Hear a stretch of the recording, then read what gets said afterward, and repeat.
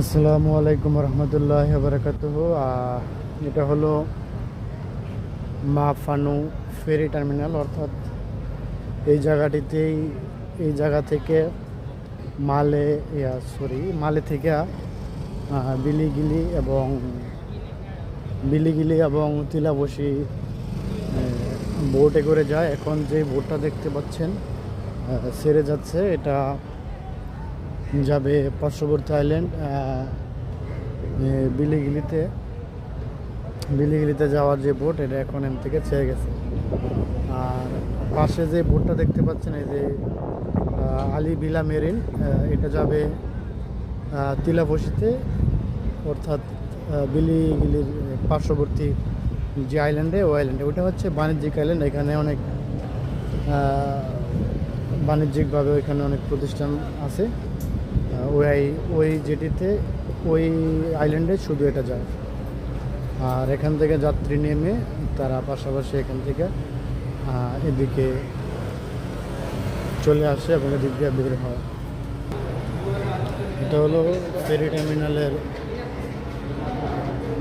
Counter, যেখান থেকে যাত্রীরা টিকিট সংগ্রহ করে। এটা হলো তিলাবসি এবং এটা হলো বিলিগিলি যাওয়ার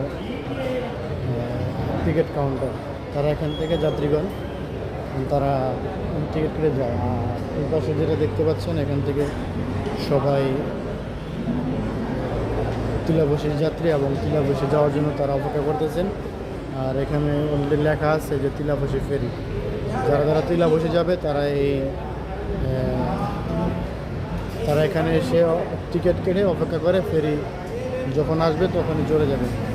আর যেই পাশে খালি জায়গাটি দেখতে পাচ্ছেন, এটা মাত্র দেখালাম বিলিগিলি চলে গেছে। এই বিলিগিলি চলে যাওয়ার এই ফেরি টার্মিনালের ভিতরের অংশ। এখন আস্তে আস্তে প্যাসেঞ্জার এসে এখানে ফুল হবে। ফুল হওয়ার অন্তর 5 মিনিট অন্তর এখান থেকে যাবে।